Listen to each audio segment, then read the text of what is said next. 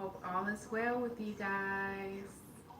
I'm going to wait for a few people to come in the chat room before I start chit chatting and talking to you guys.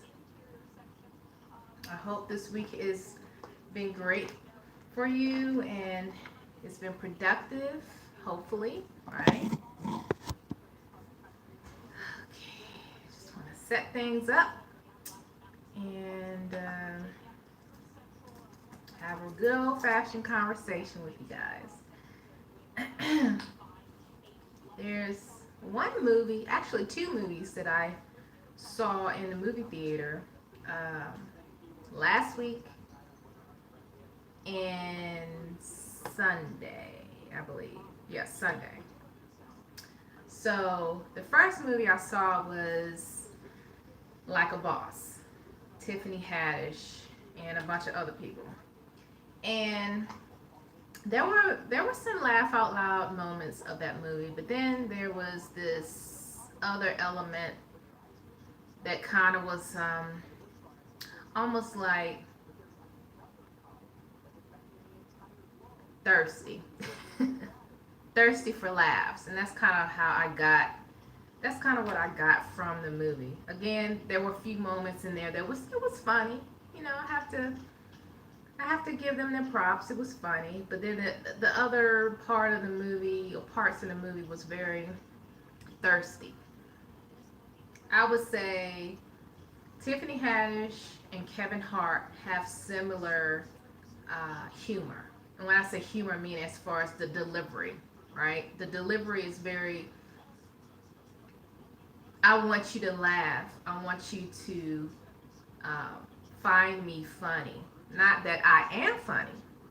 You just coming along on the ride. You know, you're just gonna experience me being me. It's more like I want you to find me funny. And I'm laughing at myself, but I'm hoping you're laughing too. Not at me, but with me. That's the kind of vibe that I got from watching that movie. And also, you know, the whole stereotypical being loud and extra, you know, as far as people within the black community. I mean, I think they played on a few stereotypes, not just the loud black woman that wants attention. So, anyway, that's my take on that movie. Um, yeah. So the next movie that I watched was Bad Boys for Life, and I have to admit, when I first started watching this movie, at the very beginning, I was like, yeah, it seems like they're trying to have the same storyline and the same kind of jokes. And it's been X amount of years since the last two, but the characters haven't evolved, you know. However, after about the first 10 minutes of the movie, I start seeing things or a storyline that was not very predictable. So I said, okay, now I'm starting to see a little evolution. I'm starting to see um, some growth in the characters. Um, it's not like I've seen this movie before, right? It's like a totally different movie. So, and then within 30 minutes to 45 minutes in the movie, it became serious. Not so ha ha ha funny back in the day kind of Bad Boys. It was starting to become more serious. And I was like, oh, okay, okay. I think I can get into this movie now. You know, this is a different branch, a different storyline instead of regurgitating what we've already seen with the other Bad Boys. And then there was this twist. And this twist, guys, if you haven't seen the movie, I don't want to give too much away, but and they don't even advertise it. You know, in trailers, you'll get an idea what the movie is about. This twist is not even, they haven't even touched the twist in the trailer. So you really, well, for me, I didn't see it coming. And it was just an element that gave me goosebumps, right? That part of the storyline, that if you do go see the movie, you'll know what I'm talking about. Or if you have seen the movie, then you know what I'm talking about.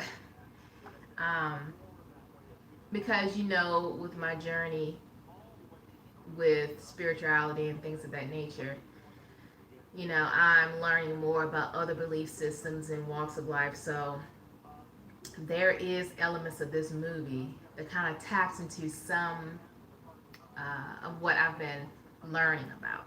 If not necessarily like partaking in whatever it is, but I'm learning about different elements of different people's belief systems. And so part of this movie where the twist comes from has that element.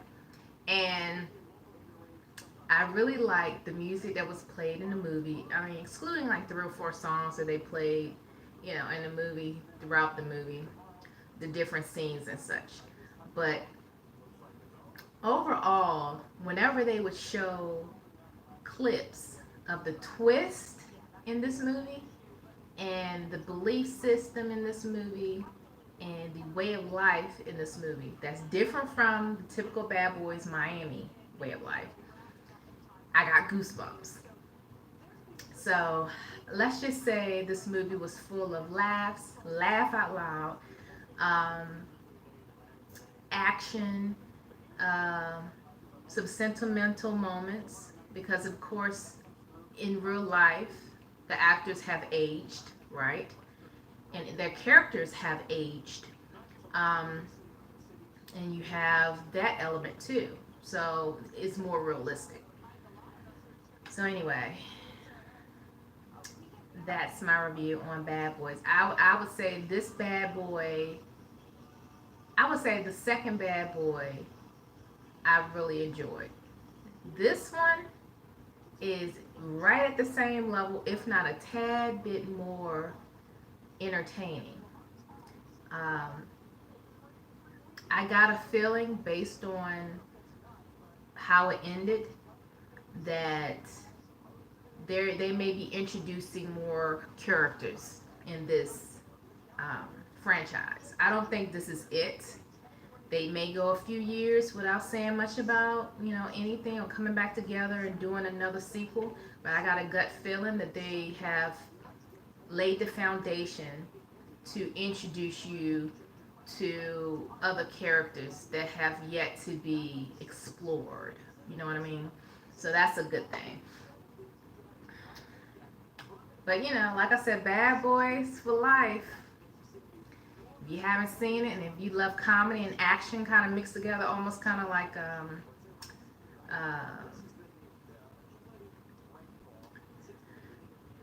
Rush Hour or something like that. You know what I mean? Like if you like action and comedy, you like humor, like from black folks humor, with a mix of other type of background humor, sarcasm. I don't think sarcasm is funny, but sometimes it can be funny. When you have all that mixed up together, different personalities, different um, upbringing, and likes and dislikes, and you kind of clash it together, that's Bad Boys for Life. So, like I've said, this movie, I was pleasantly surprised because I was kind of worried that it was going to be like the characters again, like I said before, as if the characters never evolved, and it's the same kind of jokes. It's like, okay, it's time to grow up. Show me grown manhood. Um, I want to grow with you as a fan, uh, as far as me. Bad Boys, when I saw it when they first came out, the 2 sequels, and then now, I've grown, right? I've grown, and I have uh, different perspectives in life, and so I wanted that movie to kind of reflect the changes and things of that nature. So part of it was kind of the same, and I was kind of getting bored. Like I said, the first 5 to 10 minutes of the movie. And just so you know, if you haven't seen it, the first scene on of the movie is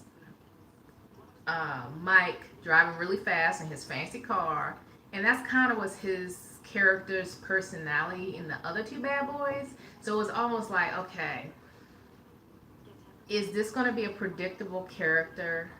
Because we already seen his character years ago. Is he still kind of the same? Has he grown?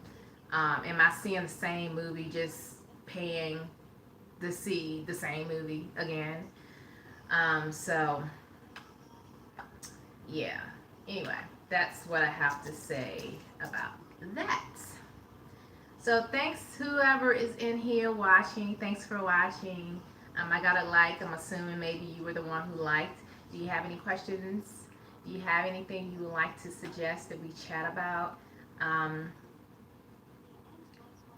I am open to suggestions. I'm also looking at my laptop because, like last time, I logged into my YouTube so I can live stream, right? Or live chat, and then have my laptop here so I can see your chat comments and stuff because it's easier on the laptop. So that's what I'm doing right now. I'm kind of like trying to set that up so I can see what you guys may want to talk about. Okay. Um, Another thing that crossed my mind is I just saw the last episode of Juju web series. I saw that this morning actually. I actually saw it 2 or 3 times. And I say all of this is because, hi Israel, oh yeah, Yeshua family, thanks for chiming in. I just saw your chat response. So Yeshua, am I saying it right? Or Israel with the Y sounding like an I. So anyway, yeah. So anyway, Juju web series again is on YouTube, and they had that finale. And again, if you haven't watched it, you can go check it out yourself. I don't want to spoil it for you, but I thought that it was pretty good. It ended with me wanting more, wanting me to know more.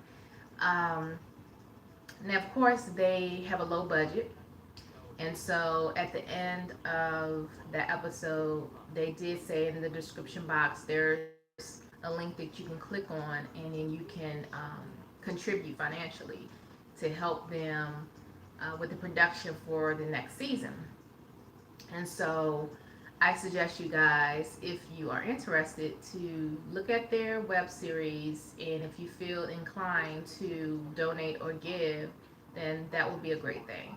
Um, I absolutely hate when I get involved and spend time and effort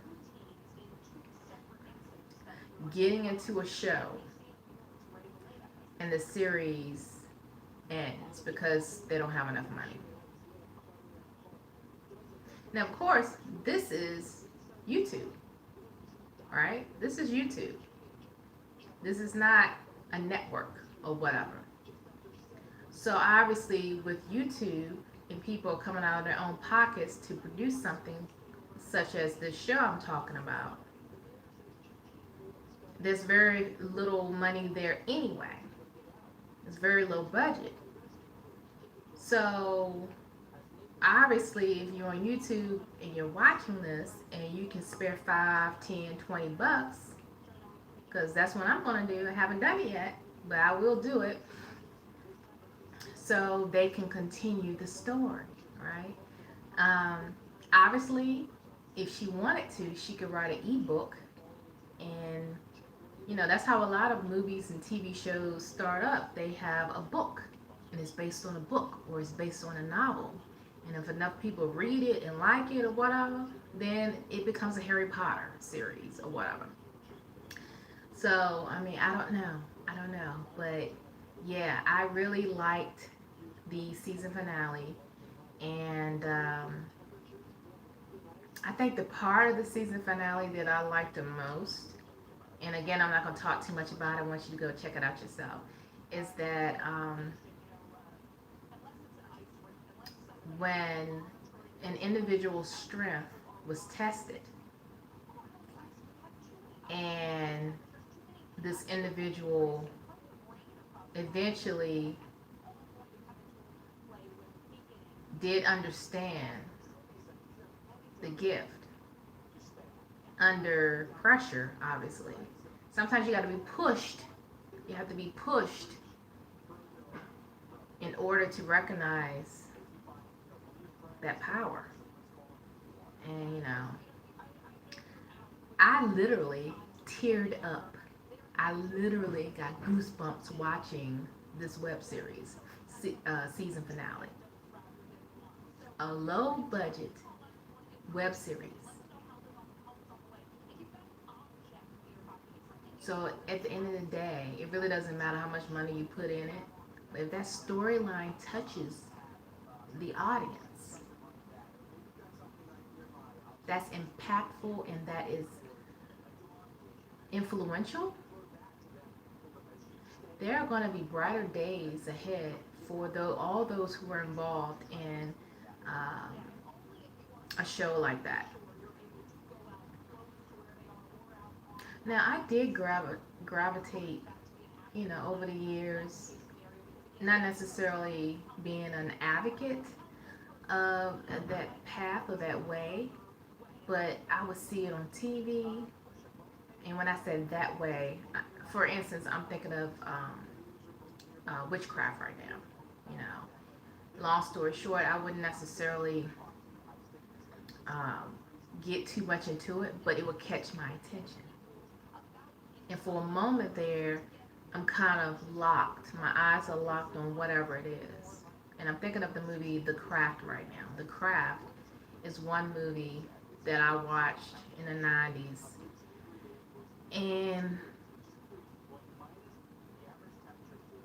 you know how sometimes you watch something, you're told not to, watch certain things, listen to certain things, and you do it anyway.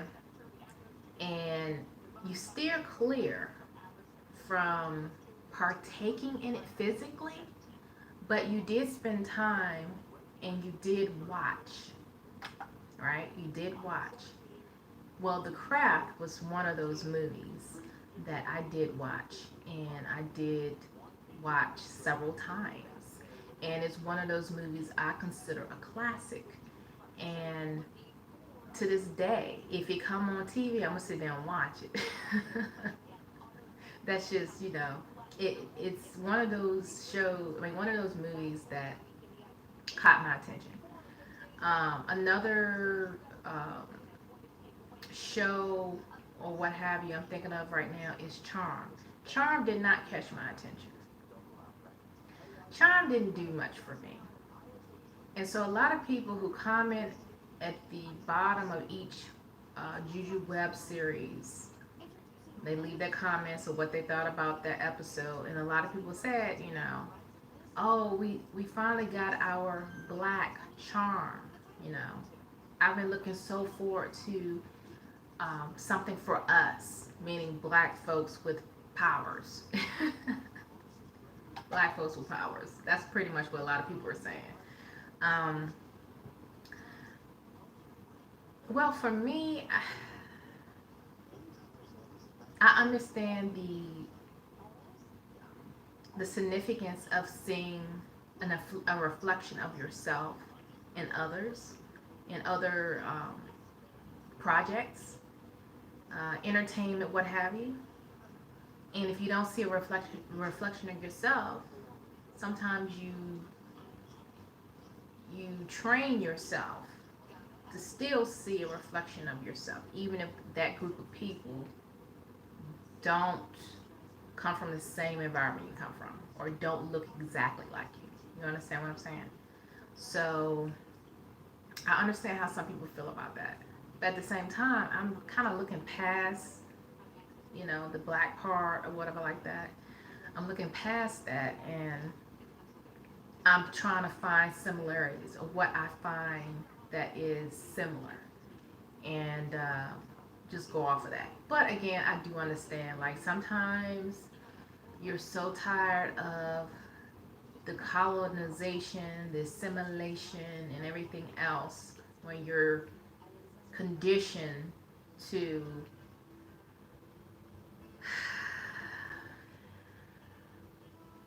you're conditioned to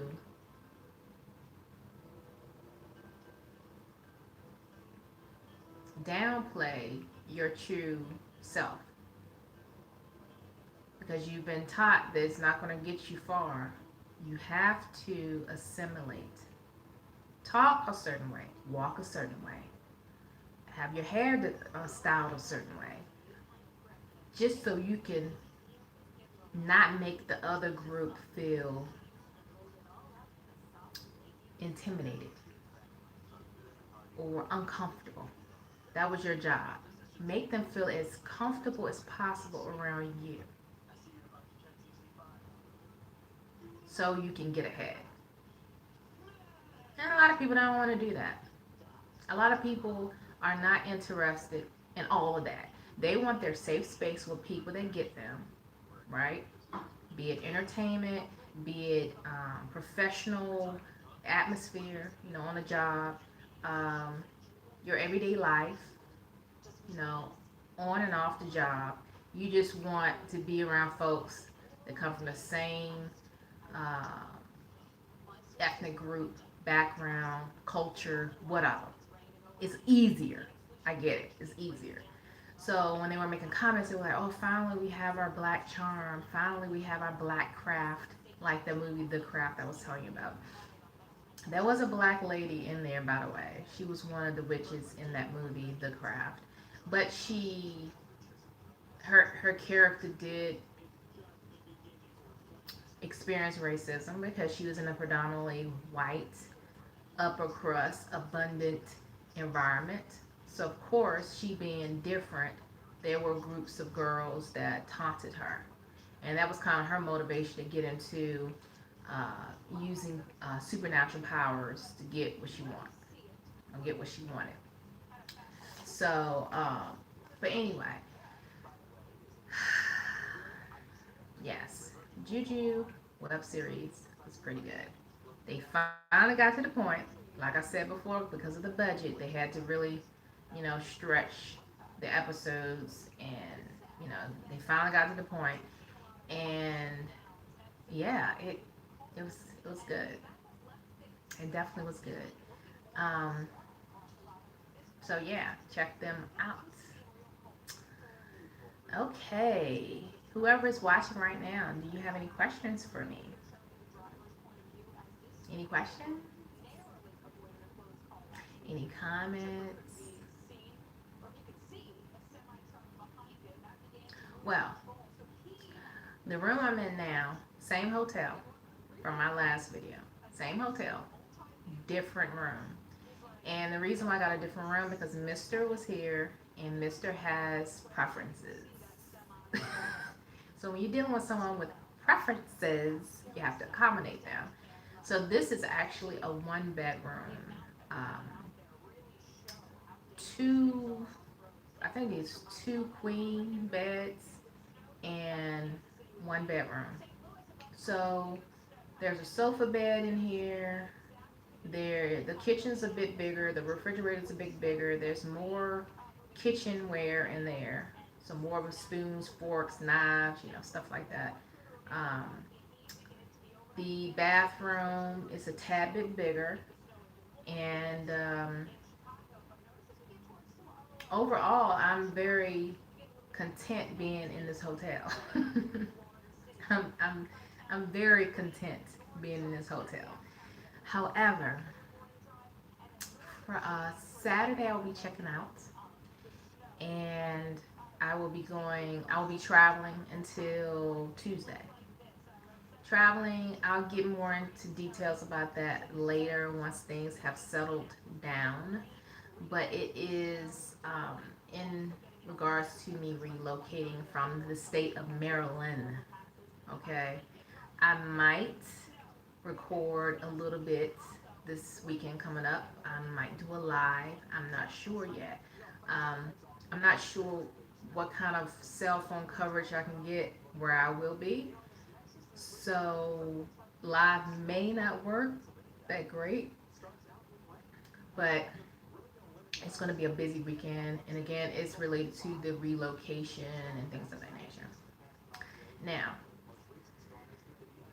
if all goes well, I will be outside of this state of Maryland, and I will be where I'm going to be by the 1st of March if things go in the direction I hope it will go. Okay? Let me just put some things out there. The reason why I'm still in Maryland is because of my job. I have not dropped the ball yet on what I am planning on doing, which is relocating out of the region. I have not talked directly to supervisors or anything like that. I've been kind of weighing my options, right? Seeing what I could work out, as far as creativity and being able to possibly stay at the same job. Because that's the reason why I'm still here, is because of the job. If it wasn't for the job, I would have gone a long time ago.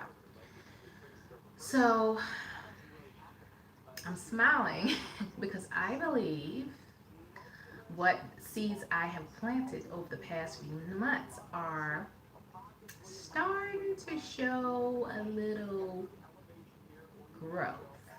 I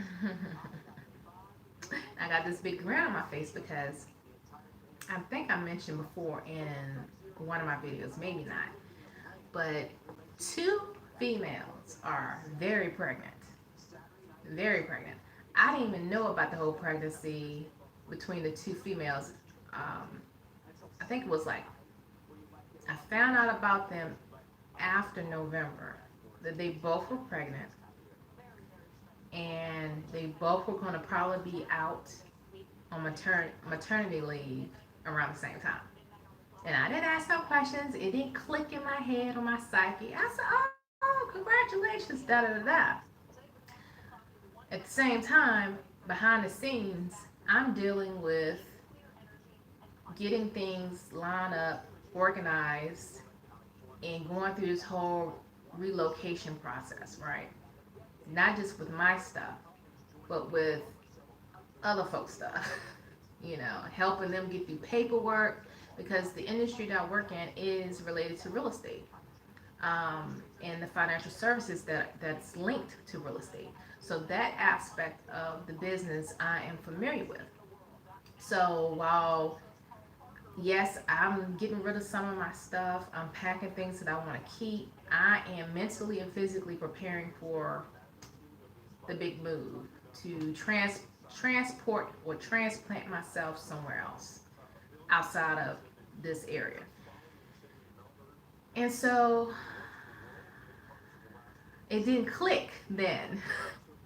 It didn't click then that those 2 females in another department, that we're the same group, but there's 2 offices, right? There's one in Nova, which is Northern Virginia, and then there's one in Maryland. So I was in Nova for 4 years, and I transferred to Maryland, to the Maryland's office. Same job, just a different region, same, director who's the boss of everything. Same, right? It's just a different direct supervisor. So I learned a lot in the state, because the state of Maryland has its own, you know, monster in and of itself. What I do, what I am doing. Um, I do work in for Maryland properties, for North Carolina properties, and Florida. When I was in Nova, I did property work in West Virginia, DC, Virginia, and Florida. And before where I work now, my previous employer, I was doing work in Virginia, Maryland, DC, North Carolina, South Carolina, and Georgia, and Pennsylvania. So the point is, I've been doing what I've been doing, and again, this is related to, like I said, real estate slash financial services. Um, and I'm not going to talk too much about what I do per se. What I do, as far as not confidential, because I'm not going to talk about that. But overall, what I do is I research developers before my employer goes into business with them, before there is, any financial transactions or whatever. My team research the developers to see if they are in any financial troubles, because my employer does not want to do business with a developer that's under the water, that is going into bankruptcy, um, or what have you, because things like that does happen. And so my job, part of my job, is to monitor these developers. And we have over 500 developers, to monitor them to make sure they're not in any financial stress, right? However, what I can do from home. You know, everything that we need is digital now. When I'm researching developers, I'm not going to the courthouse or the tax office and researching them that way. No, no, no, no, not in 2020. No. We are now set up where we can do what we do at a computer. And we research all day for the most part. And then we draft what we find, be it judgments, case. I mean, I was running judgments in North Carolina today, in Mecklenburg County, which is Charlotte, Charlotte, North Carolina. I was running developers down there today. I didn't have to drive down there to the courthouse and look up judgments. No, I can do that at the computer, at my desk. So I say all of this because it started to click. I was like, wait a minute. I am going to be out of here the 1st of March. I haven't told anybody yet because I'm going to make sure my ducks are all lined up. Hi, Roma from Russia. Thanks for chiming in. Thank you. Hope all is well with you. So I'm sitting here thinking, again, I do my meditation, crystals, and all this stuff, and law of attraction. And it dawned on me, I will be the first person to be able to work from home full time, not just when it snows, in the entire company. And then I thought about that thing. Well, timing is everything. The two women that are very pregnant, one is due this month, the other one is due next month. They're going to take at least 6 to 12 weeks off. I was told that our management cannot hire more people. Both departments will have to work together. If one department needs help, the other department has to come in electronically or remotely and help.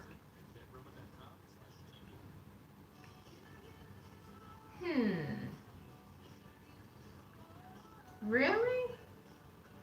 Get this. The boss had a meeting with my team yesterday, had a meeting with my old team that he oversees as well Monday. I got a heads up what was going down.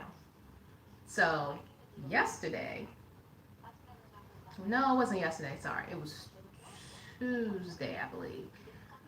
What's today? Today's Thursday. Yeah, it was Tuesday. I knew what was about to go down, but I was, keeping my composure or whatever. Hi, Ari Ben Kendricks. How are you? I hope all is well. Hi, Rhododendron. Hope all is well with you guys. Thanks for chiming in. Thanks for stopping by to see what I'm talking about. Anyway, I'm talking about work and how things are. So, long story short, the boss comes in, has a meeting with us. I already know what's about to go down. Talks about the upcoming year, the same stuff that management typically tell you, like we missed our mark or we met our goals, and this is what we're trying to do in 2020. So, the typical meeting, at the first of the year.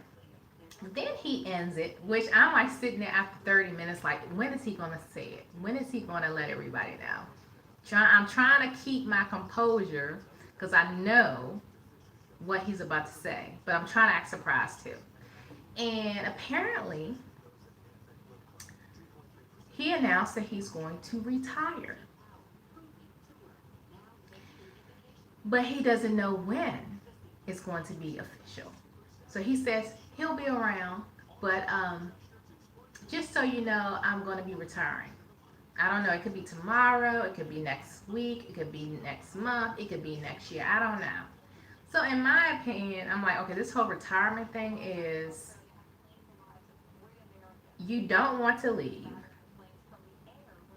but looks like you may have to take an early retirement because we have new, fresh people up top that has been rocking the boat. Let's just put it that way. And when I say rocking the boat, like this individual who is now the boss over the boss is younger and has fresh ideas and um, is very much, she embraces technology. And I said she, yes, she. And so that's how that went down. So I'm sitting there thinking, okay, two pregnant women, the boss probably being forced to retire. The boss of the boss is a female, young, and she just got on board. I think it was September or October. So she's been rocking and rolling, right? Then I heard that another influential person in corporate that I got to know that just got promoted, I don't know, 6 months ago, maybe 9 months ago, and now there's talk that he is going to leave. So I'm like, okay. And by the way, this employer that I work for is doing very well um, in the stock market and everything like that. Um, but with real estate, there's that bubble, and here it is, 2020, and the last recession started in 2007. It burst, I think, in 2008, around that time. 2010 is when I got laid off, and for about 3 years, there was nothing in that industry that was solid. And so here it is, 2020. So, it is what it is. But back to my strategy. Working from home in the comfort of my space is going to be put on the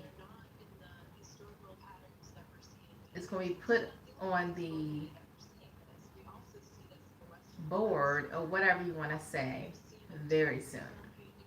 And me being generous, I already know they can't hire new people. Because what we do, I was told, what we do, we can't just hire a temp and have a temp do it. None of the stuff that we do, somebody that has no clue how to do it is going to be able to come in and just, as they say, hit the ground running.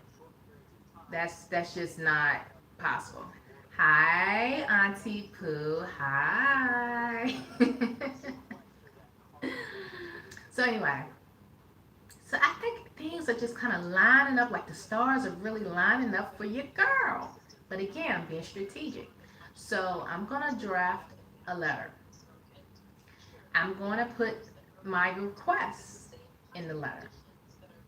And if they decide that they are unable to grant me my request, then I'm giving them 30 days. And while I'm giving them 30 days, I'm going to be very helpful, helping them train the new person, whoever that new person is, because I'm a trainer. That's what I do. I do it well. Um, I should have been a teacher because I love to teach.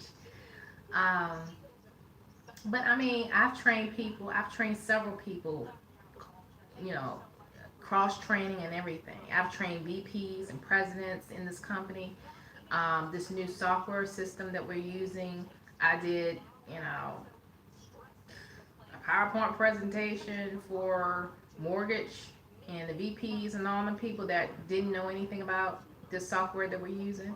I'm not a software engineer or anything like that, but I learned how to use it. And then I was asked to present training um, workshops. And so that's what I did early part of 2018. And so it's not like I'm not known around in the company. I mean, I've been keeping, I've been laying low, whatever, because I'm kind of doing what I need to do. But when I was training and all this stuff, people, they noticed me, right?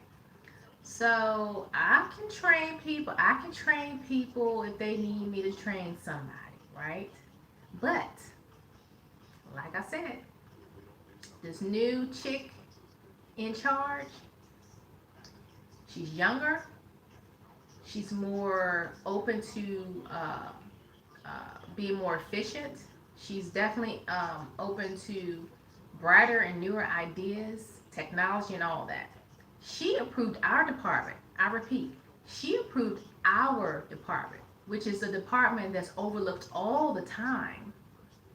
She approved for us to get these huge, almost like gamers monitors, and no other department has approval. People have seen us use these monitors, and now they wanna. She's like, nope, sorry, I'm not approving no one else getting these monitors. Nope. So now our whole department, both locations, have these huge monitors. Huge monitors. People that like to do gaming, this is like the perfect monitor for people that like to play games. Gamers. If you understand what I'm saying. And the brand is called Dell. Dell something. I mean, they're huge monitors. And so that's something that for my department is very beneficial because I'm constantly clicking all day, and I'm clicking spreadsheets and websites and software here, and I got this up and I got that up. I have so many things kind of up on the screen, so having a really large monitor is very helpful when I am analyzing plats all day, and I'm looking at easements on the plats and encroachments and things of that nature. When I'm looking at all of that stuff, it's so much easier to have it blown up on this huge monitor, and I can zoom in and look at whatever that's going on that plat or that map or that survey. That's what I do all day. I'm looking for issues that could cost the company a lot of money. So I just say all of this because the director who recently announced that he's going to retire, this individual has been very supportive of everybody on the staff, not just me. However, this individual has never been a fan of people working without him watching them work. Like he's old school. He likes to see people sitting at the desk and click, click, click, and click, click, click, and typing all day because he feels like, okay, they're working. Well, actually, you don't have to watch someone work all day or looking to see if they're on their cell phone versus working, because we have a system set up now that it tracks everything. How many orders that you got done? What is the average amount that people are doing? Why did it take this person X amount of hours to do only two things? How complicated or difficult is that task that he or she is doing? Why is it taking so long? Oh, because that's one of the complicated cases. That particular developer has 20 mechanics liens, or that particular file, we can't do anything with it until those judgments are cleared. That's a $3.5 million judgment, money judgment that got slapped on that property. We can't do nothing with it. So, oh, that's why it's taking that person this long to work on that. Because they got to sit there and read everything, read all the documents. Or if there's a legal description in this document to describe the property, it's not subdivided. So that means it's in meets and bounds. That means it's all these calls. South, 49 degrees, 30 minutes, 20 seconds. West, 200 feet. That's one call. Now, the average person that's not part of, the industry I'm in, don't have a clue what that is. That's a blueprint of a property that's not subdivided. It's raw land. That's what it is. So anyway, I'm not really on this video to give you guys a crash course on abstracting or examining or whatever. But back to my strategy. Being that he has now, the boss, the director, has announced he's going to retire, this is probably the piece that has kept so many people from working from home. There's two people that works in the Nova office that lives all the way, like 2 or 3 counties away, that literally is 2.5 hours to get to work. No lie. One of my colleagues that works out of that office, she literally gets to work at 5:30 in the morning and she leaves at 2:30 in the afternoon because she has a young daughter and she has to drive so far away that it's insane to work at 8 to 5. She would never be home. Ever. In Northern Virginia, traffic, she probably in traffic for 3 hours one way. Easy. This is a perfect opportunity for someone like that to work from home.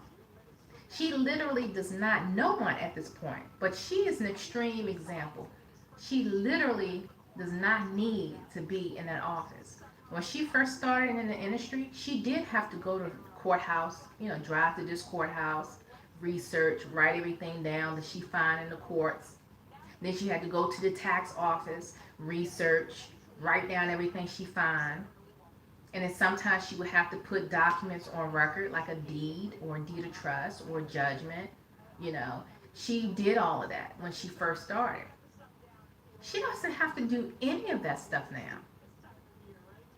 That is so obsolete right now. Unless you are in an area, a very isolated, small, little rinky-dink county where they're just stuck in old timing way of doing things, and they really don't feel the need to upgrade or any innovation. They don't want no change. Leave it the way it is. It's working.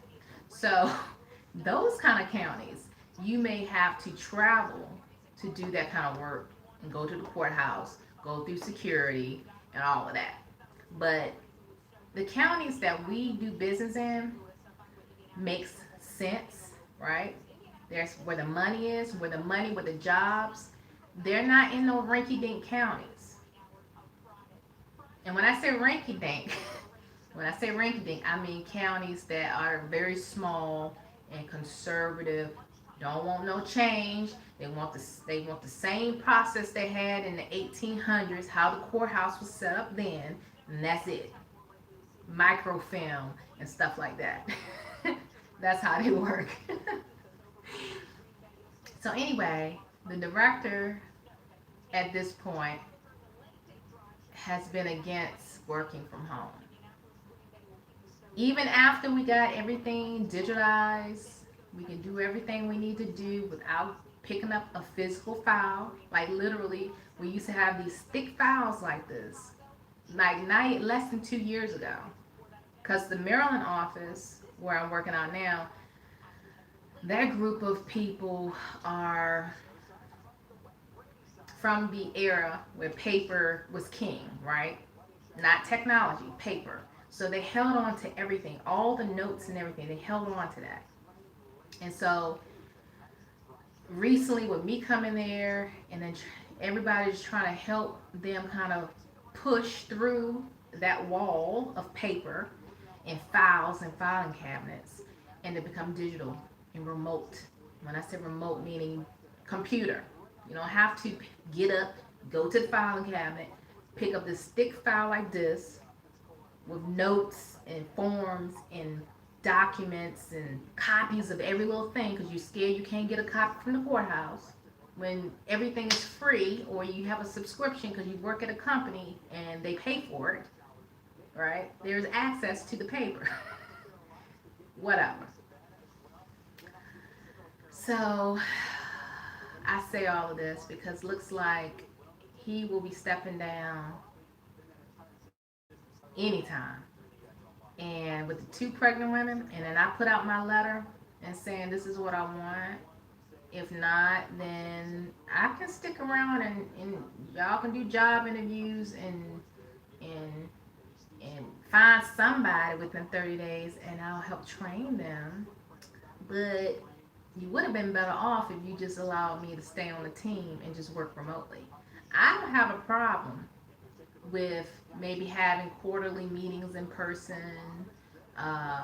We rarely would have team building events, but if we did have anything, usually once or twice a year, both departments get together and do something fun.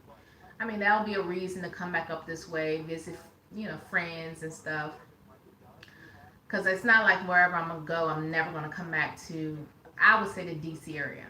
Baltimore, I could take it or leave it. DC, I have a love-hate relationship with DC. So I would have reasons to come back in the area.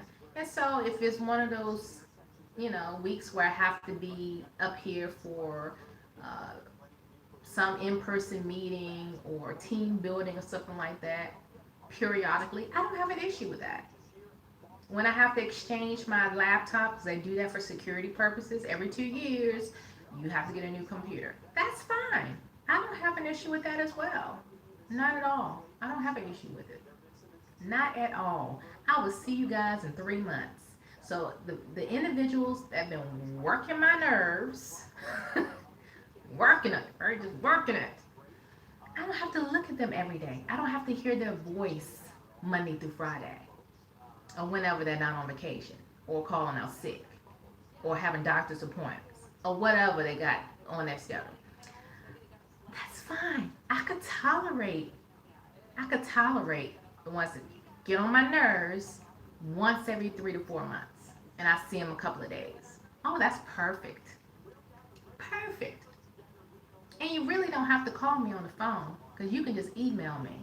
Screenshots, send. So anyway, looks like things are going to work out in my favor. I mean, they are anyway, right? But it's nice when you see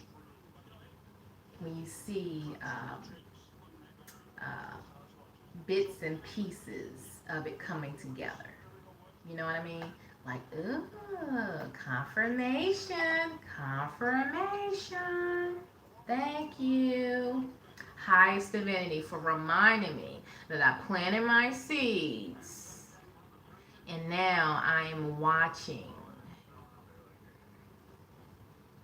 it sprout.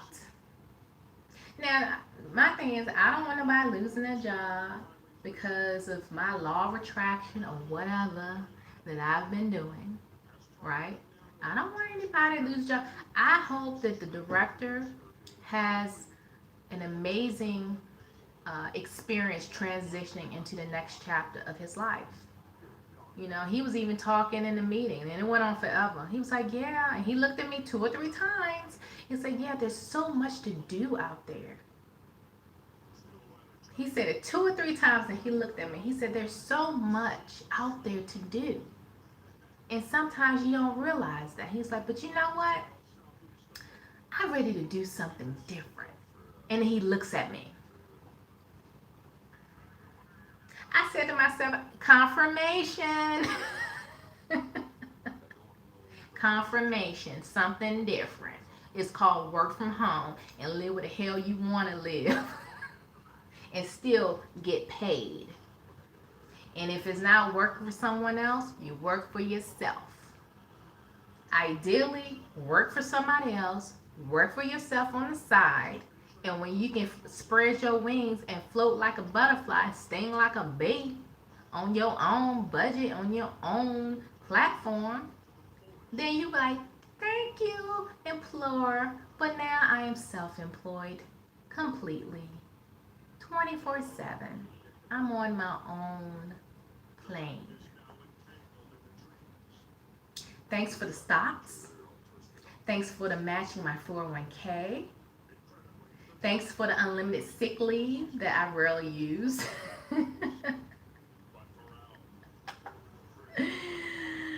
But anyway, yeah. Let me see what these comments are saying. Let's see. My sister Auntie Pooh said yes. I guess you were resonating with what I was saying, whatever that was in particular. Ari says I'm a personal / fitness trainer. Cool. That's good to know. Ari Ben also says real estate is like many professionals inside out. Indigenous people have rights to land, but invaders claim it. You know what? I've been monitoring, analyzing land and purchasing and selling of land and land developers for several years now. And when I think about what I do, along with genealogy, when you're looking at deeds and tax records and stuff, and then you get into genealogy, that also helps when you have a background like that. But anyway, back to what you were saying. For whatever reason, I stumbled into an industry where I research property. I research land. More so land now, because my employer is on the development side of things. They don't develop, right? But they work with developers. And I get to see a lot of the old records, 60 plus years back. And I get to see policies with all these encumbrances and whatever's attached to that property is all written down or typed or whatever, and it's of record. Not everything is of record. If it's not of record, it's not going to be on a title report or a policy or commitment to insure report. It's not going to be on those reports because it's not of record. All right? And this is why you get title insurance for things that are not of record that could come back and bite you. So, as far as the Indigenous American aspect of it and learning about the land, that may be part of my purpose as well. Is, like I said, I've done research in West Virginia. I forgot Delaware. I did a little bit in Delaware. Not much to talk too much about it, but Maryland, Pennsylvania, D.C., Virginia, North Carolina, South Carolina, and Georgia, and Florida. And so each parcel of land, depending on the jurisdiction, the way they do things in that district, the different types of forms, documents that has to go off record. Like down in Florida, you have notices of commencement that lasts about a year, that's attached to every piece of parcel of land. Whenever there's work being done and it has to be released, meaning there needs to be a payoff for each notice of commencement, and when it's paid off, then they file a notice of termination to just put on record that this is now paid, right? It's similar to a mechanic's lien, similar, but notices of commencement expire after a year. So after a year, it expires and there's no need to file a notice of termination. Mechanics liens don't work that way. That has more weight, okay? So even though this industry can be this industry that I'm in can be very, uh, it depends on the market, you know. But people always need a place to stay, right? Be it rental properties or properties that, um, you're owning, right? Lease properties. Um, People are always gonna have a place to live, unless they're gonna live off the grid or something. But then they still need to buy the land. So there is um, there is employment in this industry, but as far as stewardship, because I know ownership is, it's kind of a foreign concept to my ancestors. You don't own the land; you take care of it, but you don't own it. Um, and that's a very touchy subject. And when it comes to Indigenous American territory reservations, that part of land research and what have you, I'm not sure. I haven't had enough experience to really dive into reservation land stewardship and all that on the job, right? Uh, but yeah, I always, whenever I'm reading documents and I'm looking at plats and surveys and I see a cemetery or burial ground that they claim they removed and put the remains somewhere else, I'm like, I don't think you guys are doing everything you claim you're doing on paper. Um, for someone, I did a quick search. It was in Currituck, North Carolina. So Currituck County, North Carolina. And there was this small uh, community or small development that was going on. And one of the locals down there, they were upset because there were artifacts down there, and there was talk of there being a Indian burial ground there, and it was going back and forth. And so I decided, because it was free access to get on Currituck County Land Records. It's free. You can get on. You don't need a subscription or whatever, or pay anything. This is free access. So I went online and I did search the county. I searched the developer, and I did look at the plats, and I did see that the original plat had a cemetery, and then the next re-subdivided plat showed that the burial ground or the cemetery was moved across the road in an area that's protected. And a lot of the local people there that were um, opponents of this developer coming in and building these waterfront, and this water is the sound. This is not the beach, okay? The sound. They're waterfront properties, and dirt cheap, okay? These huge houses, water property, water view. And so I don't know what came out of that. This was about 2 years ago. Um, but when it comes to finding artifacts and things of that nature, typically developers and builders supposed to stop everything, and they have to go in and have specialists, go in and test the ground to see what the results come back, if there was some human remains and all that. But I've come across a few communities like that. Um, and whenever there's a cemetery involved, you got to make sure that there is a right of way, an ingress egress, to allow um, access to the cemetery for the loved ones. Because they want to be able to come back and forth to visit the graves of their ancestors, and they should have the right to. So sometimes in a development, you'll have a document put on record, um, or maybe it's just something on a plat you'll see on the recorded plat, or the survey, and it shows that easement, that they have a right to come on that property.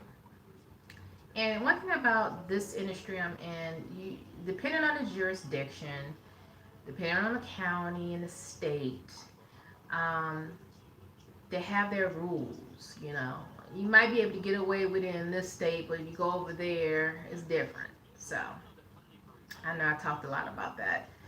Um, Auntie Pooh says so smart. Oh, thank you. Years on the job training. A lot of the stuff I did not get in school. And that's the part that is frustrating at times. A lot of people, not just me, but a lot of people learn so much more on the job than they do in a lecture hall.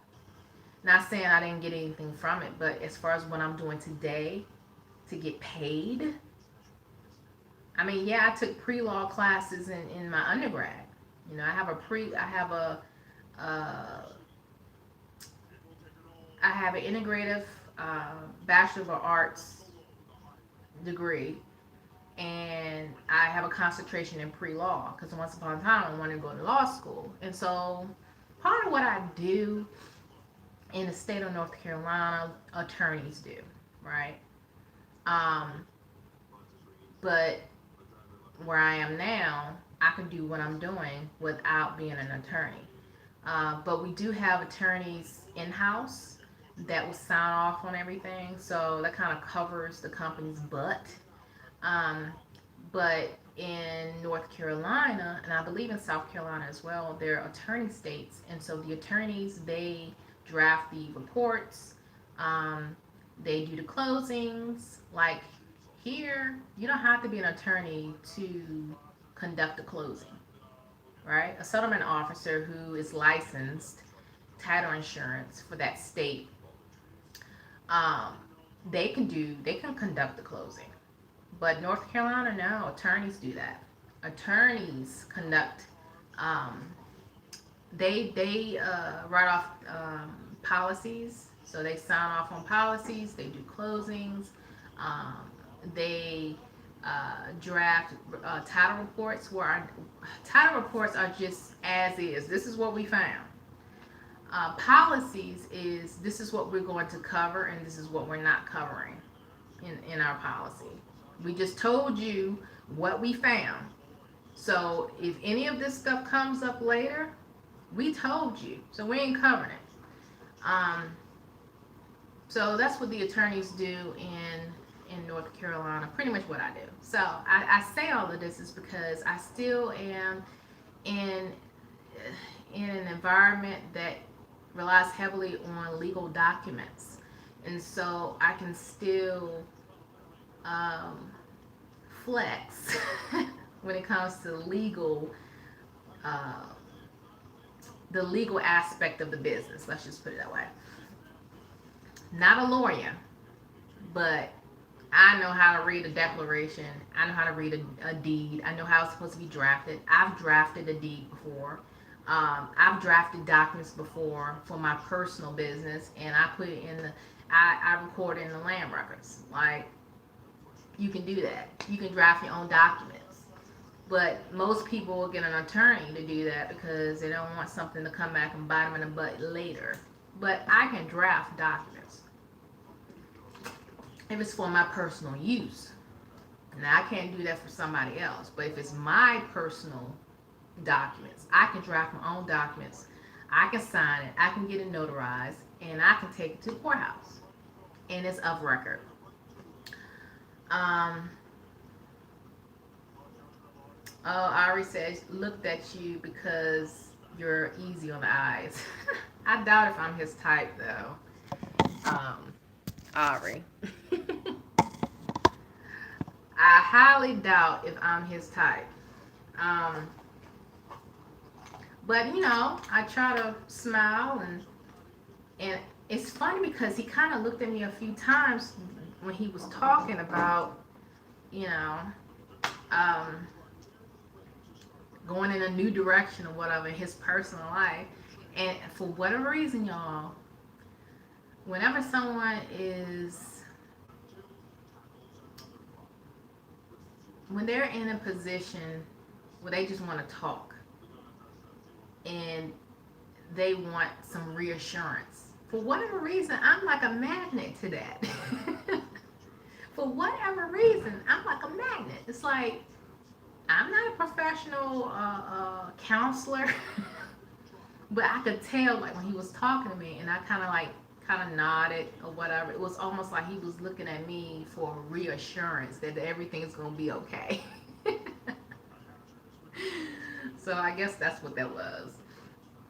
Ari Ben says, in college nearly 35 years ago, I wanted to work for BLM, Bureau of Land Development. Yeah, I actually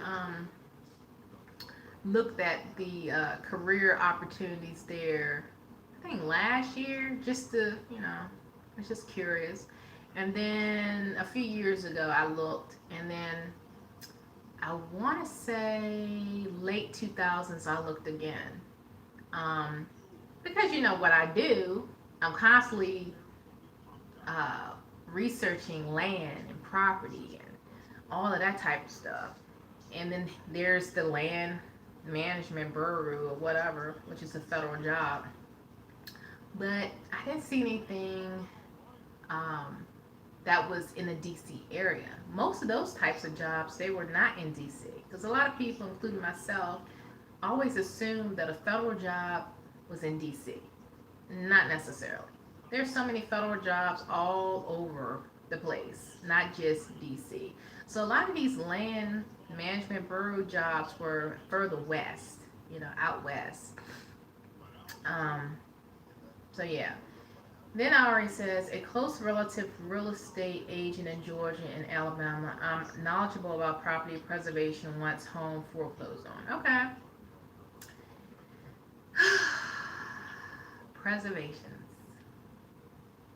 For those that are not familiar with preservations, that's property that the local government and or the federal government has decided to preserve from development. Meaning you can't build on it. You can't use it for anything. You just have to leave it alone. And where I am planning on relocating has a ton of preservation and conservation areas. Like the majority of the area is preserved. Okay, that could be why the housing down there is very pricey, even though they don't look like much, in my opinion. I mean, coming from like the DC metro area, we have all this affluence and big fancy houses, and you know, there's always something new being constructed or whatever. To move somewhere where it's completely different, and you wonder why the price tag is like Northern Virginia price tags, okay? I think part of it's because most of the land in the area is preserved. So, just kind of looking at the land that's for sale down there is a trip. You hear me? You'll have land about the same acreage, but you notice that this property costs more than this property. Like there was this one property, it was like I think 6 acres for $60,000. I'm like, wow, $60,000, and it's right on a small canal.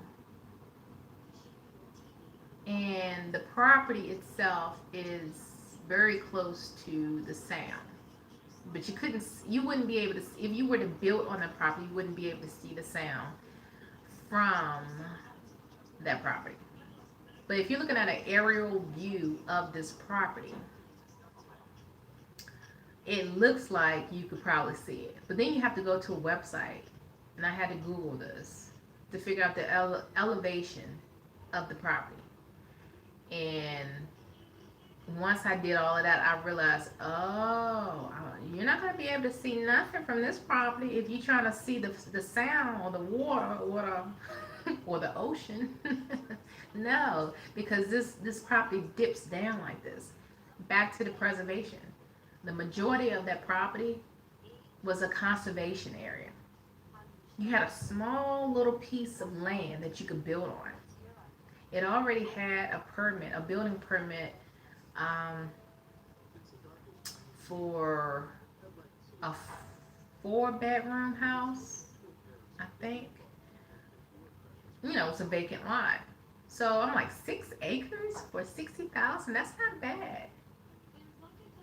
The majority of that property you could not build on. So welcome to preservation and conservation areas. When they're when they're trying to preserve, wildlife or whatever, yeah, there's you're gonna have to abide by those rules. It's cool because I like the preservation aspect of it because you don't want to overdevelop, right? Um, but at the same time, it's like the majority of this plot of land that people are trying to live on is conservation, right? Yeah. When you're closer to water, that's another can of worms. When you are closer to water and the flood zones and how high up you should have your house, and if you're right on the water, you know how many feet does your house have to be on pilings, and because it's prone to flooding, and where you're going to park your car, if there's a storm that's coming through, or you got to think about all this stuff. Then flood insurance is insane. Hazard insurance is ridiculous, but people choose to live in those areas. It's a If you didn't have to worry about how colonizers has created, um, our way of life now, if it was like 200-300 years back, it wouldn't be an issue. Because guess what? This location that I will disclose at another date, that I've been doing all this research on, there's an area of this piece of land where indigenous people lived, and they were on a high ridge of this area, but they didn't live nowhere else. That technically was preservation. They only lived on a small stretch of land, and then everything else was preserved, was not touched, right? Until the colonizers came, right? Then everything had to be touched. Um, Barry Ben says, I had a general psychology professor stop lecturing a class of approximately 40 students and asked where I'm from, December 1986. Hmm. Why did he ask where you were from? I'm curious. I'm plugging on my phone because the battery's getting low. Yeah. If you're still watching, Ari, why did he stop the class?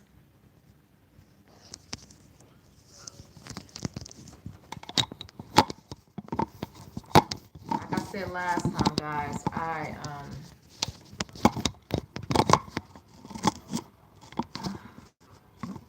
no, I just flipped the monitor. Sorry. Okay. Sorry about that. I'm watching the weather. Okay. Oh, hopefully you guys can still hear me. I'm watching the Weather Channel, and I'm trying to put this phone back and prop it up and all this stuff with my NutriBullet. Remember I told you guys about that? Okay. I think that's okay. Yeah. Yeah. Okay, I'm good. um. So Ari says Eddie Murphy movie Black Headgear.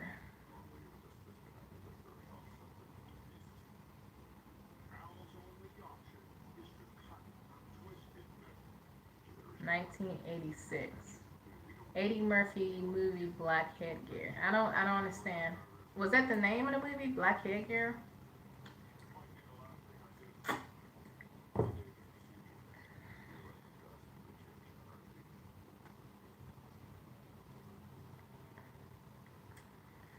Hmm. Yeah, I don't know what you're talking about, Ari. Oh, Golden Child. Yeah, that was a creepy movie. I actually liked the movie, but it was creepy though. Okay, so I don't even know how I got on this topic. I'm giving a lecture on real estate or whatever. I didn't mean to go in that direction, but um,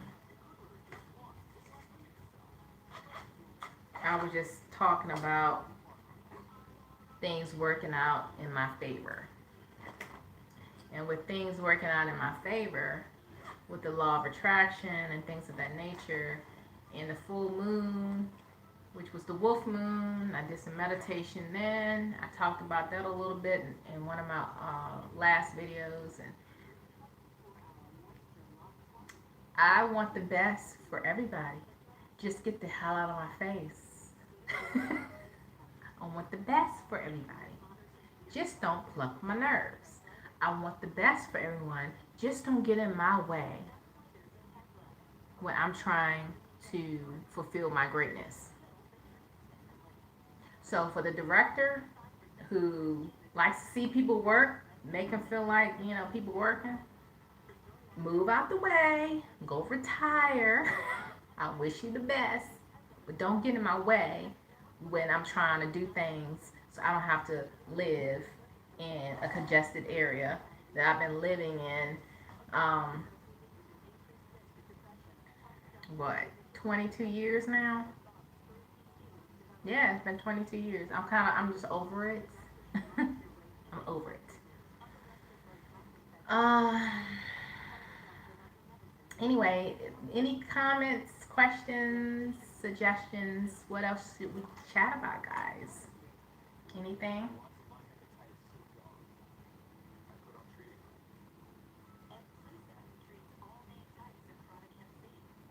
Oh yeah, I remember that outfit too. Any suggestions or any questions? Whoever's watching now, because I went on and on and on about business. I kind of didn't want to talk about business, but that's what's been going on behind the scenes, y'all. That's what's been going on behind the scenes. I'm more concerned about relocation and cash flow. JOB cash flow. Everything else, well, other than spiritual walk or whatever, because that in of itself has given me strength. Just like I'm sure with most people, if you connect spiritually with whatever, it gives you that support, that backbone you need to get through life's difficult challenges, um, or life's difficulties in general. Like you have to tap into that greatness that's there that you wouldn't know that was there unless there was pressure. Many people, they refer to, um, you know, gems, precious stones, or whatever. It would not have developed into that without the pressure, that heat. And so I think 2020 is going to be one of those years, guys, where there's going to be a lot of pressure. A lot of pressure. But I consider myself a pearl, you know. I consider myself someone who is like fine wine, right? You don't really pay attention to it when it's just juice, right? But if you allow it to sit and mature, right? then that's when you will be able to experience that potency. And I believe I'm like that, like I get better with time. And you know how some people feel like, oh, my best years were when I was younger, when I was, in high school or whatever. Nah, I was so, how should I put this? I was so stiff. I was so focused on following someone else's blueprint, excel in this, excel in that, book smarts, right? Didn't really care about experiencing life outside of a classroom because I believe the classroom was my ticket out of um,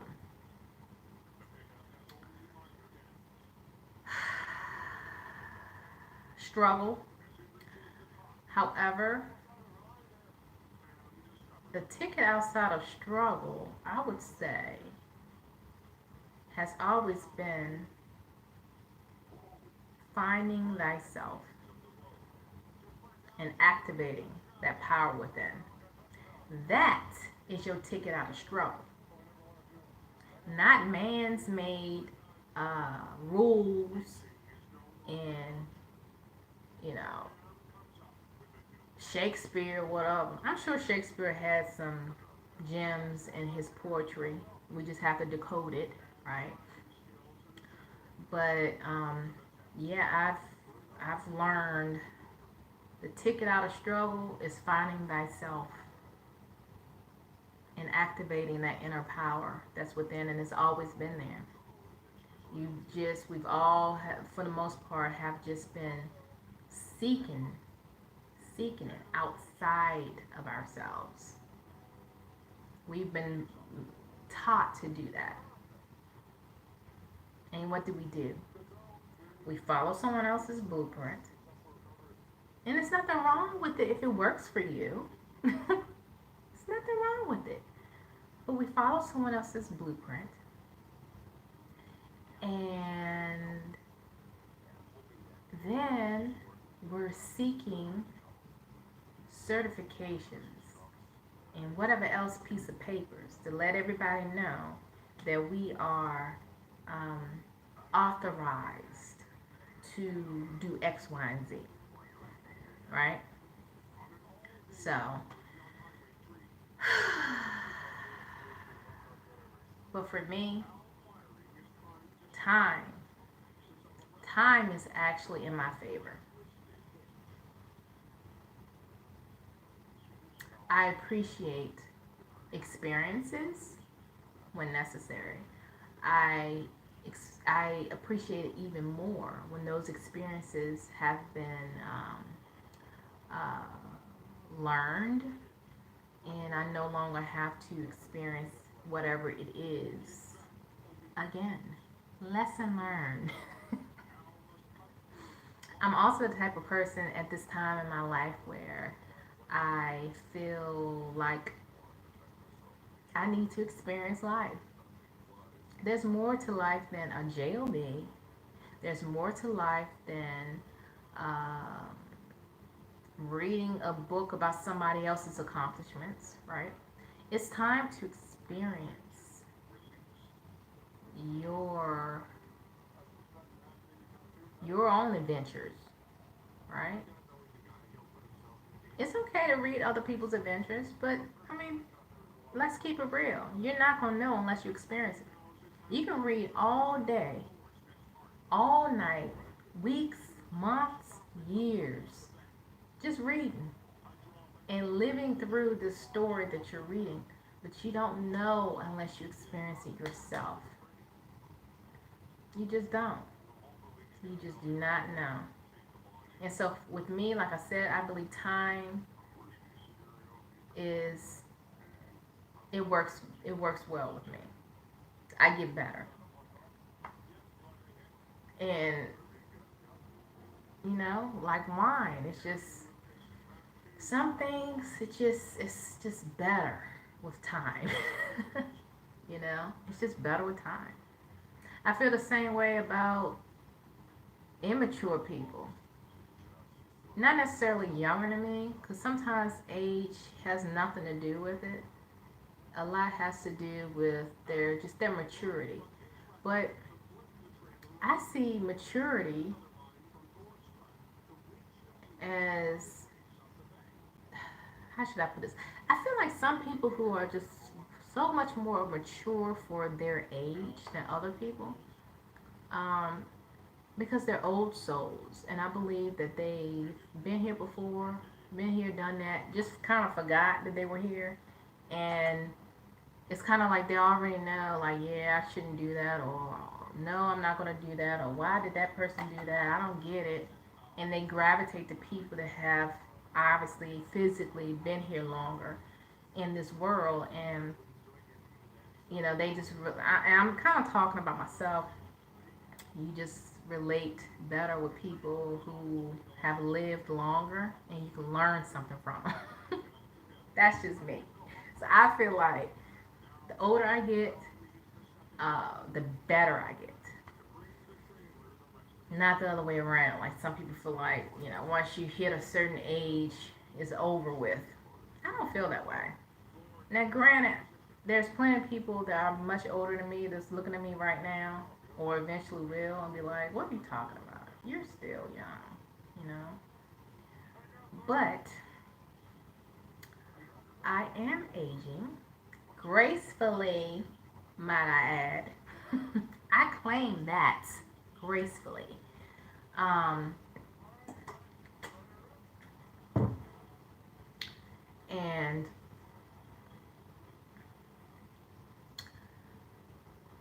I'm just excited about what more I can learn in this lifetime. Besides work, besides, you know, whatever else. I am excited about learning more about myself. Um, I already says I'm 54 February 3rd. Well, happy belated birthday. Um, you says a pearl, ruby, emerald, diamond, platinum, you are sapphire. Oh, cool. Thank you. um, thinking about my birthstone. I end up getting my birthstone, which is opal. And honestly, I had to take that pendant off. I mean, I learned more about my birthstone after the fact. I said, oh, now I understand why I felt like I want to rip people's face off. Opal will bring it up. Whatever you've been suppressing, and you've been doing a pretty good job suppressing it, right? Thinking happy thoughts or whatever. Opal will bring it right on up. Opal will bring it all the way up. And you feel like ripping somebody's eyes out. I had to take it off. I couldn't wear opal. I just couldn't. This right here, I've said this before, I'll say it again. This bloodstone right here keeps me grounded, keeps me as calm as possible. These black tourmaline earrings, I think I've shown these before to you guys. These are protective. These black stones are protective. That's one of my first protective stones I think I got as far as black stones was tourmaline. Amethyst and opal and ivory. A lot of people they gravitate towards amethyst, and I've had amethyst before.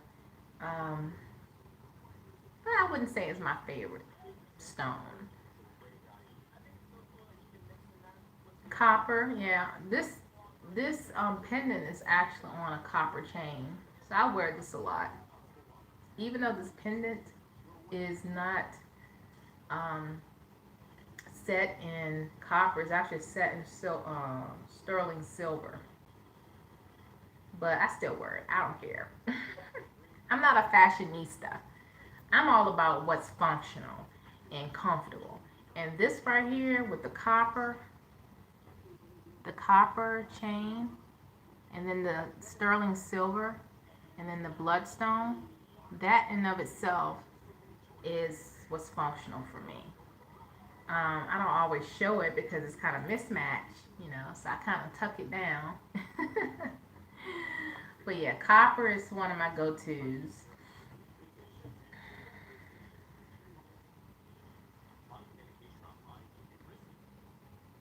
So anyway,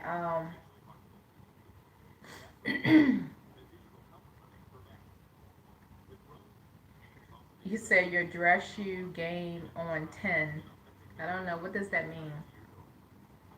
You mean your dress shoes are cool? Is that what you're saying?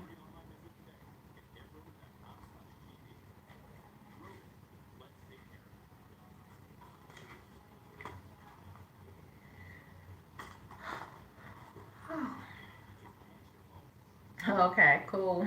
I'm not much of a shoe person. I'll give away shoes in a heartbeat.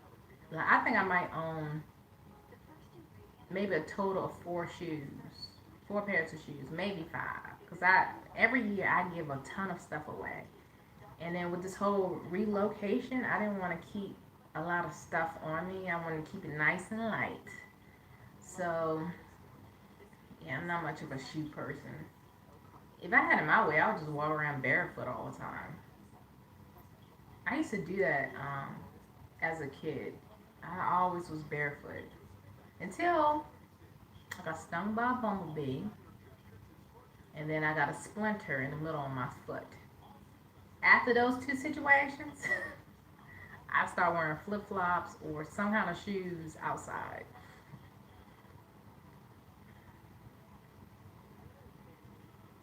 Let's see, what else do I want to talk about? I see there's people watching. I got a couple of likes. However,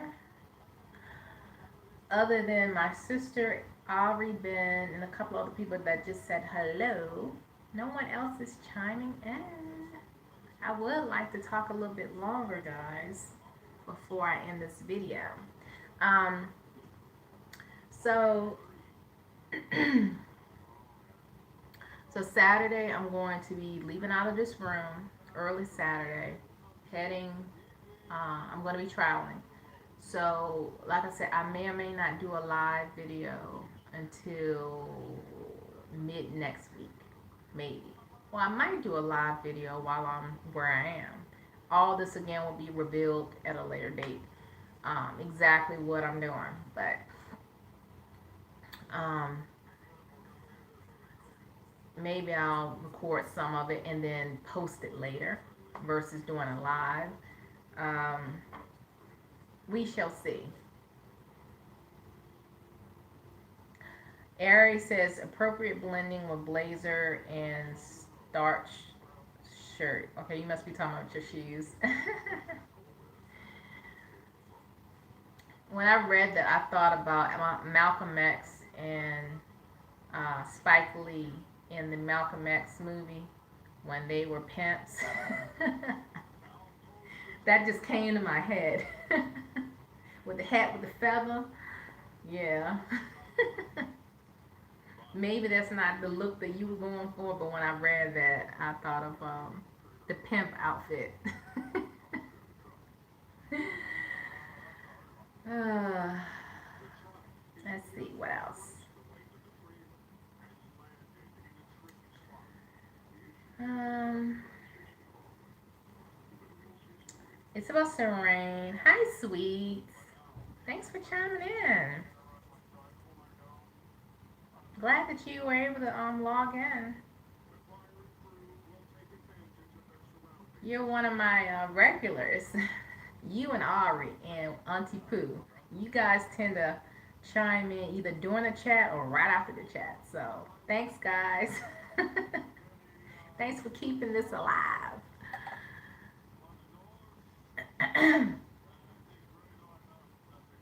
All right then, Ari.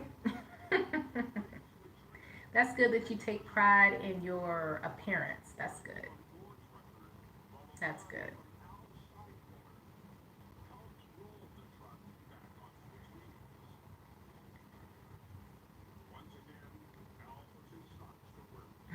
you watching me on TV and the phone.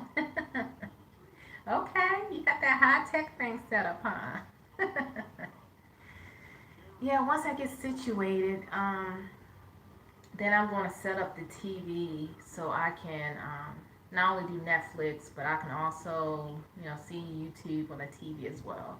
And that takes a while because some TVs, it just if they're not up to date TVs, you have to do a little bit more of research if you do it yourself, especially if you're not a techie type person.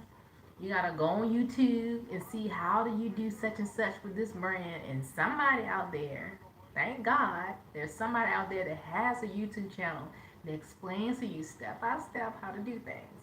So I'll probably set up my TV so I can watch Netflix and YouTube and all that as well once I'm situated. So that's pretty cool. I'm on a big screen.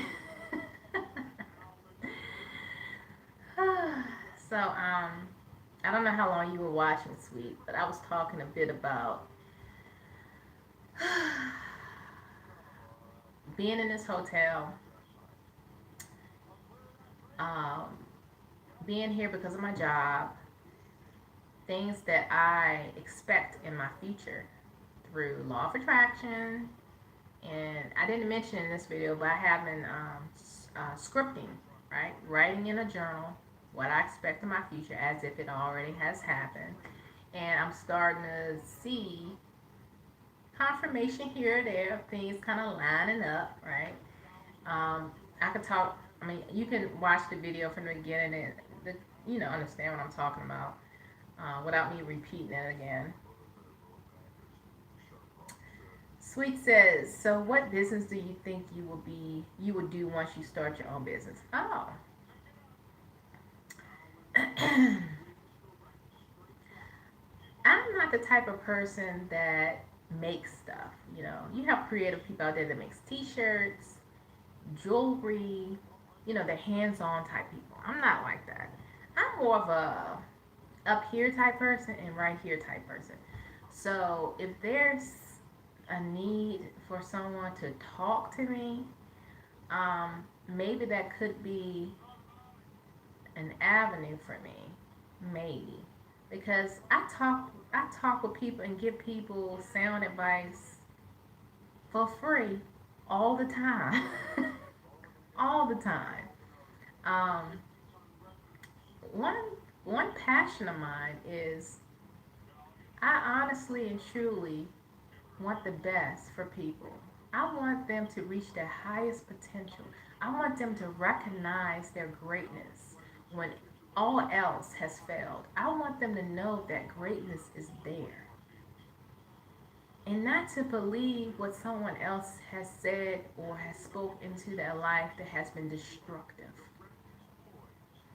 That in and of itself, and I guess that's just my core, because as an individual that wanted to go into law, one of my things that I wanted to go into was not the high paying law profession, like corporate or entertainment law or contract law, or whatever like that. I wanted to be a civil rights attorney. I wanted to be a human rights attorney, which is the same thing. That's what I wanted to do. Because it bothered me when there was inequality. It bothered me when people didn't get the justice um, that was due to them. It bothered me. It still bothers me. I found other ways to feed that yearning, I'm an activist. I've spent a lot of time in DC, marching, protesting, all that stuff. That's the stuff that you do in DC when you care about people. You go protest. So I've done a lot of that. So that in and of itself has given me purpose. But as far as me doing a side business, I could probably do something in real estate. I could probably see, my thing is I need to do something I enjoy and I'm good at and charge for that. because there's things I'm good at, I just don't like doing it. Like I will do it for myself because it needs to get done, and I'm pretty good at it, but I don't want to do it for someone else. You understand what I'm saying? It's too much like working. It's like you're good at it, but you really don't want to do it, but you do it because you need a paycheck. I don't want to have a business like that. I want a business where I'm getting paid doing what I'm good at and I actually enjoy. Um, you say I can be a jack of all trades. Well, I will take that. I'm going to receive that message. Thank you so much. One thing about me too is like I can be very indecisive, and when I say that, meaning like I'm seeking the best of the best, and I'm seeing both sides because as a Libra, we're trying to balance, right? We're trying to balance, and then we see over here all the pros, but then there's cons, and over here we see all the cons, but then there's pros. And then how do you balance it? Like, so I'm trying to make the right decisions, and sometimes that can be my um, that's what gets in my way. You know, I'm in my own way. I would say. I think a lot of people they experience the same thing. They're in their own way um, when something needs to get done. But like I said, if I do anything for myself where I can create my own cash flow and all that, it definitely will probably be something up here, something right here, where I just give sound advice. Not saying I know everything, because I don't, but for whatever reason, I would have strangers. This has happened to me several times in my life that would come up to me, don't know me from a can of paint, and just start talking about their problems. And I'm like, why are you telling me all your business? Like, why? Like, do I look like, you feel comfortable telling me everything? Um, that could be part of something that, and I have mixed feelings about it because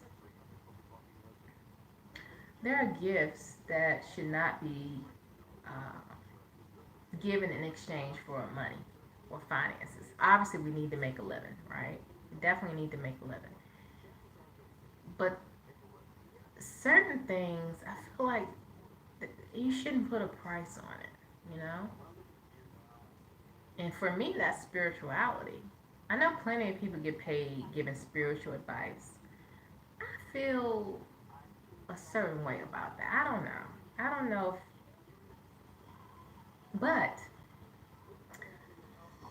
advice as far as what I'm seeing, what you're telling me, and what makes sense to me, as far as you taking the next step or whatever.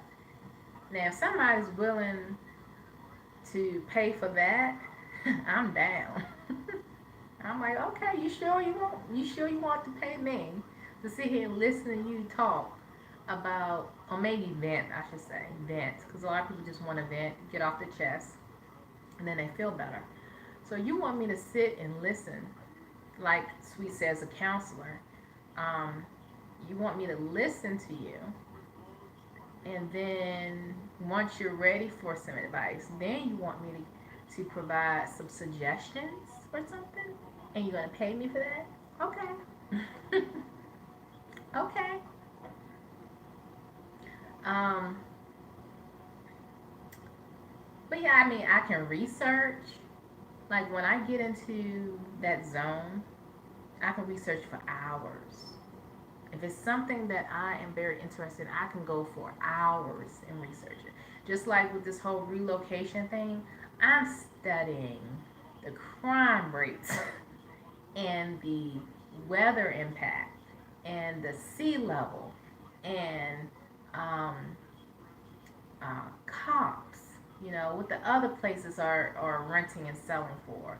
I am researching, I mean, all different kinds of elements. Everything. It's like when I get in the zone, I can research. Now, a lot of people, they don't want to open up nothing on the internet to find nothing. Number one, they don't like computers. Number two, it's too complicated because there's so much out there. They don't know what is legit and what is uh, uh, a scam, right? And then I can click, click, click. Here you go. Well, how did you know that was not a scam? Because, and I'll explain whatever. But I've done that on several occasions, and I don't get paid. But it's like if I get in the zone and I'm good at it, I'll look stuff up for folks. If people want to save time and they don't want to figure out how to look something up, could you look up this person's tax records? I don't know how to do it. I don't feel like learning. Can you look it up for me? I'll give you however much, right? Can you look up the taxes for the last 5 years? That's all we need. And you're going to pay me to look up something that I can do in 2 seconds. Oh, you're going to pay me because I'm saving you time. And time is money. Oh, okay. I'll do that. So, researcher, counselor. I'm just trying not to get certified. So if somebody needs certification to prove that I'm worthy and whatever, I'm not the one because I'm so done spending money trying to have a piece of paper to show my worth or prove to people my worth. Now, look, if you want somebody certified and you want to spend $100+ an hour to talk to somebody, for them to tell you what you already know or you should know, then you need to go over there. But if you want the same, if not equivalent or somewhat equivalent advice, and you talk to me for about an hour, or somebody like me that's not certified but can give you some, some decent suggestions, and it costs you not even $100, not even close, and you're willing to pay, okay, okay, okay, you, okay. Then I have to figure out the whole business aspect, creating an LLC or what have you, to protect my personal assets from the business in case, how people can be, they want to sue and all that. You don't want that to be, you don't want your name attached to your business and all of this stuff. So this is stuff that I've kind of like read up and researched on a little over a year ago. Like, what are the steps to prepare for having your own business? And of course, the front end of it is very overwhelming.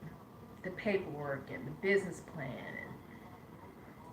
And if you don't have the money, writing grants, whatever, yada, yada, yada, yada, yada. But of course, social media has helped a ton of people to break through all of that, skip right over that, and still make money. They create a brand. They're creators, right? Um, but yeah, I'm not a marketer type person, right? I don't have a personality that is very bubbly. I'm not extroverted. Um, I wouldn't necessarily say I need to be the face of a brand, right? I'm very comfortable being behind the scenes.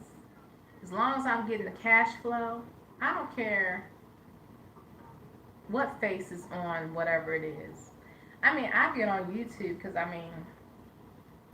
sometimes I forget how many people actually are watching these videos. I just get on here and start talking, sharing my opinions, and that's about it. Um, but of course, YouTube now is more of a business for a lot of people. And it would be great if just me sitting here talking, provided some cash flow. If it does, great. If it doesn't, then whatever. But this is a long, long answer to your question, sweet, about the whole business thing. But that's pretty much where I am right now. But in the meantime, and in the between time, being able to work from home for my current employer would definitely be an added bonus. And without them looking in the back of my head all day, I can step away from that for 5, 10 minutes and work on something else for 5, 10 minutes or whatever.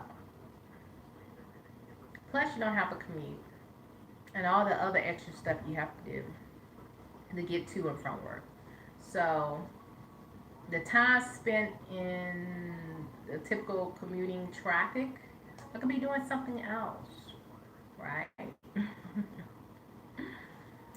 So, anyway, that's all I got to say, guys. It's a little after 9 o'clock. I have yet to have my smoothie, so I'm going to go ahead and blend that up before it gets too late. This place does have quiet hours, so out of respect, I don't want to blend anything after. I prefer not to do it after 8:30, but the quiet hours start at, I believe, 10 or 10:30. So out of respect for the people that are living around here, I don't want to, you know, be blending stuff. So I'm gonna go ahead and get off this live video.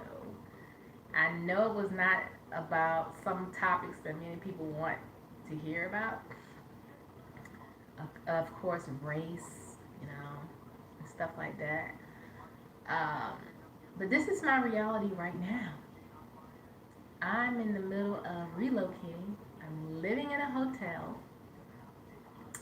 I'm in a transition with my JOB, hopefully transitioning to work from home, same company, collecting my stocks and my 401k matching. By the way, my current employer is doing very well, like I mentioned before, in the stock market. So, it'll be nice to hold on to that stock a little bit longer, right? Apparently, the stock yesterday, I didn't see it today, the stock yesterday was $3,900 per share. $3,900 per stock. Okay? Just saying. That stock was given to me in a percentage though. So the point is, if I stay in an additional year, I'll get 100%. I'll be 100% vested in the company. February the 20th this year, it'll be 80% vested in the company. So the point is, I prefer to stay until I'm ready to go.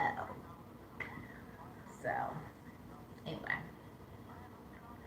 I will keep you guys posted on how all of this stuff is going to play out. And like I said, with the law of attraction, meditations, moon cycle, quantum leap, um, what else? What else have I been doing?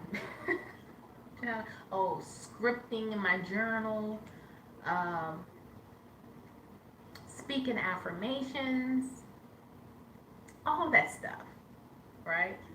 Planting those seeds. I will keep you posted on how things go. Now, the way I'm doing things, from what I've learned, it's the slow way of manifestation. The slow way. If you want it fast, quick, and in a hurry, then you may have to work with dark energy. You have to work with entities and things of that nature. I prefer the slow manifestation because it's me. It's no one else involved.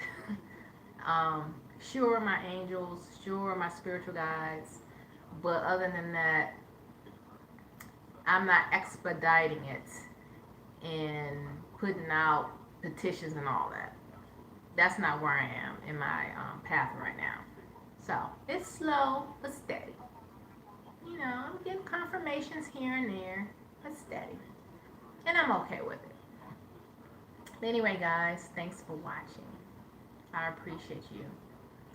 And for those who are not watching now, will watch later, thanks for watching.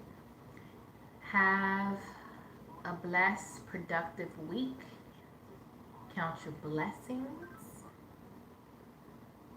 Love yourself so you can love others, right? Be blessed. Be a blessing to others. And until next time, toodles.